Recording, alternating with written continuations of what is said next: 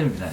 이제 계획을 세우고 실천을 하려고 하는데 이제 완벽하지 않은 이유 질문하셨는데 이제 이유 있습니다. 확실하게. 이제 첫 번째로 하루에 해낼 수 있는 양이 적어서 그럴까 하는데 양 적으실 겁니다. 확실히. 왜 그러냐면 이게 등급마다 양 차이가 많이 나는데 6등급에서 2등급은 10배 차이 나고 2등급에서 1등급은 또 10배 차이 나고 또 만점 맞는 애는 10배 차이 납니다. 그러면 이게 100배가 아니라 이렇게 1000배 차이 나요. 1000배. 그러니까 학습량이 1000배가 차이 납니다. 그렇기 때문에 이 학습량을 공부를 잘할수록 점점 늘어납니다. 그래서 공부를 잘하는 학생들이 양이 어마어마하죠. 보면 다른 사람 계획 세운 양을 보면 많은데 하나하나 다 한다고 하는 것은 이게 굉장히 연습을 통해서 연습량이 늘어나면 그 연습량 자체가 실력이 되고 이 연습 자체가 계속 관행적으로 이어지는 게 습관이 되는 거예요. 그러니까 습관적으로 많이 처리하니까 이 처리할 수 있는 능력이 늘어나고 아는 게 많으면 또 처리할 수 있는 양이 늘어납니다. 그러니까 상대적으로 잘하는 학생에 비해서 계획도 적게 세울 수밖에 없어요.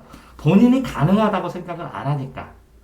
그러니까 학원 같은 데 가서 억지로 숙제를 해서 숙제를 어마어마한 양을 하거든요. 이걸 굉장히 힘들어해. 이걸 버티게 되면 양이 늘어나죠. 그러니까 양이 늘어나니까 당연히 양이 늘어나서 습관이 늘어나니까 그러니까 성적이 올라갈 수밖에 없는 거예요. 그래서 학원 같은 데서 굉장히 이 양을 통해서 습관을 통해서 성적을 유지하려고 하는 거예요. 그런데 양을 많이 하는데도 성적이 안 올라가는 아이들은 이 양을 더 지속해서 이 양이 질적인 변환이 될 때까지 질적인 변환이 되면서 양 플러스 양질의 공부를 할 수 있도록 이렇게 양이 질적인 변환이 되는 순간이 와요. 양질의 공부가 되면 그때부터 성적이 이제 급격하게 오르기 시작하죠. 그럼 뭐가 문제냐? 무의식이 뇌가 최적화됐을 때 30분 할 수 있는 건 2시간 동안 하도록 한가? 맞습니다.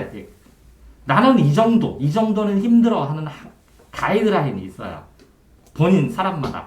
그럼 무슨 얘기냐면 이렇게 많이 이제 예를 드는데 벼룩이 이렇게 뛸 때요. 여기다 종이를 막으면 몇 번 부딪히면 이 종이를 싹 치워도 이 동이를 치우는 게 어디 갔지? 이 종이를 싹 치워도 벼룩이 여기서 계속 뛴다는 그런 글을 읽은 적이 있어요. 더 이상 벗어나지 못한다는 거죠. 그러니까 본인의 그릇만큼이 있어서 이 그릇 자체를 깨버리는 만큼 그런 노력을 해서 이 그릇 자체를 키워야 되거든요. 그러니까 이게 굉장히 힘들어요. 고정관념에 딱 휩싸입니다. 추론의 문제가 아니라 이건 무슨 문제냐면 자 학습 누적 기록부라고 있어요. 대전 동아샘 학습 누적 기록부. 대전 동아샘 학습 누적부를 치시면 유튜브에다가 동아샘 그다음에 학습 누적 기록부 학습 누적 기록부를 치시면 이게 이제 아이들이 공부한 걸 다 누적해서 기록하라고 그래요. 공부한 거를. 이렇게 기록을 하다 보면 아이들이 자신이 얼마큼 공부할 수 있는지를 알 수 있어요. 그럼 이걸 시간을 통계를 낸 다음에 이 시간을 점점 늘려서 더 이상 공부할 수 없을 만큼을 늘려요. 그래서 시간이 풀로 차면 양을 늘려요. 그 시간당 할 수 있는 양. 그래서 예를 들어서 50문제를 풀었을 때 30개를 맞았고 10개를 오답 정리했다. 그러면 50분에 30분에 10 이런 식으로 쓰라고 하거든요. 이렇게 해서 정답률이라든지 총 푸른 양이라든지 정리한 양이든지 이런 것들을 이 누적 기록부에다 다 기록을 합니다.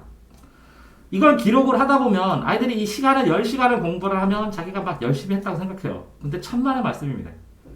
10시간은 당연히 해야 되고 그 안에 하는 양 자체를 향상시켜서 이 양뿐만 아니라 이 문제의 난이도 쉬운 문제를 풀어봐야 소용없잖아요. 질 자체를 향상시켜서 본인이 더 이상 할 수 없다는 본인의 한계치를 확인해야 돼요. 이 한계치만 확인하는 것뿐이 아니라 한계를 넘어서야 돼요. 이 한계를 넘어서야 되는데 아이들은 한계치만큼 공부 안 합니다. 그래서 제가 열심히 1년 동안 죽어라 공부하면 서울대 가나요? 못 갑니다. 왜 그러냐면 열심히를 어떻게 할지를 모르기 때문에. 이 열심히는 제가 말씀드렸잖아요. 6등급과 2등급은 10배 차이고 1등급은 또 10배 차이기 때문에 이게 100배 차이입니다. 그러니까 100배 열심히 한다는 것을 100배 열심히. 또 1등급 넘어서는 또 여기 0등급은 또 100배 차이기 때문에 1000배 차이거든요. 그러면 여기에 들어가 요 안에 이 정도 와야 서울대를 가거든요. 그러면 1000배는 아니더라도 6, 700배를 해야 돼요. 공부를 6, 700배. 그러면 6등급이나 5등급, 4등급, 3등급 아이들은 6, 700배를 공부하는 것 자체에 감이 없어요. 그렇기 때문에 자기가 죽어라 공부한다고 그러는데 죽어라 어떻게 공부하는지 몰라요. 그렇기 때문에 한계치가 명확해요. 자기가 죽어라 공부를 할 수 있고 죽어라 공부하는 걸 습관을 돼서 내가 이렇게 공부하다가 진짜 죽겠는데? 실제로 죽겠는데? 라는 생각을 할 만큼의 공부의 한계치에 도달하지 못해요. 그렇기 때문에 이렇게 공부한 걸 여기다 다 쓰고 매주 개선하면서 매주 능력을 늘리는 거예요. 그러니까 운동을 할 때 예를 들어서 푸시업을 10개를 했으면 줄넘기를 100개를 했으면 그 다음에 500개, 1000개, 그 다음에 10,000개. 한 번에 10,000개 못해요. 근데 이렇게 늘려나가는 사람은 10,000개도 할 수가 있어요. 그러면 이렇게 10,000개를 하는 사람은 서울대를 가지만 이렇게 10개 하다시고 걸리고 100개 하다시고 1000개 하다시는 사람은 못 가거든요. 그럼 여기 있는 애가 자기가 열심히 뛰었다고 해봐야 100개고 여기 있는 애가 아무리 열심히 해봐야 1000개고 얘가 가끔가다 10,000개를 하지만 매일 못한다는 거죠.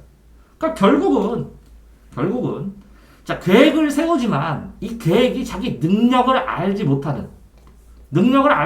자기가 한 시간에 몇 개를 풀 수 있고 죽어라 공부하면 왜 해본 적이 없기 때문에. 그러니까 계획 자체를 잘못 세워요. 본인의 능력에 맞게 계획을 세워야 되는데 이 능력은 이렇게 학습 누적 기록부를 통해서 본인이 통계를 내서 수치화해서 정확하게 본인이 깨닫고 자기 본인의 능력을 알아야 되는데 능력을 알지 못합니다. 그러니까 계획을 세울 때 과다하게 많이 세우거나 너무 조금 세워요. 그러니까 실천을 해서 과다하게 조금이라도 많으면 습관화되지 않은 능력 때문에 어려워 하다 포기하고 또 조금 세우면 해놓고 했는데 뭔가 빈 것 같아요. 덜한 것 같고 당연히 덜했죠. 자기 한계치까지 안 했으니까. 그러니까 당연히 본인의 능력을 명확하게 아는 것부터 공부를 출발을 해야 되는데 이 능력 자체를 알지 못해요. 이렇게 학습 누적부를 통해서 장기간 적어도 6개월 이상 통계를 내면서 한계치를 돌파하려고 노력을 했어야 되는데 그걸 하지 않았기 때문에 자신의 한계를 모른다는 거죠. 한계 능력을. 이 한계도 넘어서야 되는데 이 넘어서는 게 되게 힘들어요. 공부라는 것이 실제로 나중에 보면 실제로 공부라는 게 이런 그래프를 그려요. 이런 그래프를. 이렇게 돼 있습니다. 그렇기 때문에 본인이 이만큼 공부를 하다가 안 할 수도 있고 요까지는 죽어라 할 수 있지만 사람의 능력이 요까지밖에 못해요. 그렇기 때문에 이 밑에는 전부 다 미리미리 공부를 해서 이렇게 바탕을 깔아야 돼요. 이게 미리 이거를 해야 돼요. 그래야 나중에 짧은 시간에 공부를 했을 때 이 위에 공부 요만큼만 하더라도 이렇게 도달을 할 수가 있는 거예요. 하루에 할 수 있는 건 이만큼밖에 안 되거든요. 그래서 이 기간은 뭐냐면 방학 동안에 기초를 채우는 거예요. 기초 실력을 방학 동안에 선행학습도 하고 방학 동안에 예습도 하고 선수학습도 해서 요걸 채워서 이렇게 공부를 해나가야 되는데 아이들이 자기가 이만큼 하는 것도 알지 못해요. 난이도도 어려워요. 근데 이거를 한꺼번에 이걸 하려고 하니까 힘든 거죠. 불가능하고. 다음에 이렇게 올라가서 성적이 굴러 올라가다가 떨어질 때도 있고 다시 또 올라가고 하는데 점점 이게 기울기가 점점 심해져요. 이렇게. 기울기가 이렇게 점점 심해져서 이게 처음에 이렇게 굴러가고 공부할 때는 할만해요. 이렇게 함정에 빠지지 않고 그냥 굴러가면 윙 하고. 근데 이 정도만 돼도 못 올라간다고 생각해요.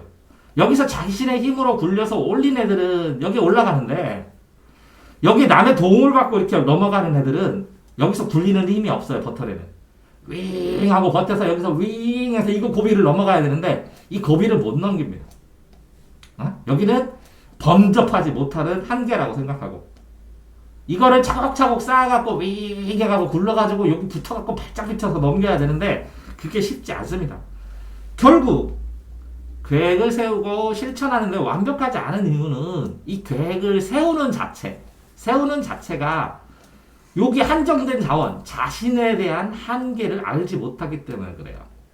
그러니까 계획을 잘못 세우게 되고 그렇기 때문에 실천을 다 해도 완벽하지 않다고 생각하는 거예요. 그러면 이렇게 자신의 한계를 알려면 어떻게 해야 되냐?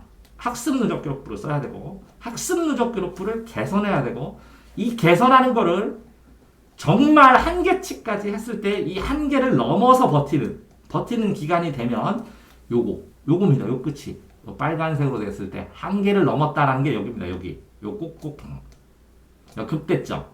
한계를 넘으면 이렇게 새로운 단계로 해서 새로운 기울기가 나오고 또 한계를 넘으면 또 새로운 기울기가 나와요. 그러니까 이 한계를 넘는 지점 이렇게 한계를 중1 첫 시험, 고1 첫 시험, 그 다음에 수능 시험, 그 다음에 여기는 고시 시험 이렇게 되는 것처럼 굴러굴러 넘어가서 요서 꼭대기 가야 자기가 하고 싶은 꿈이 보이고 자기가 하고 싶은 직업이 보여요. 그러니까 꿈이 안 보여요. 여기서 보면 그냥 이 꼭대기까지 올라가는 거예요.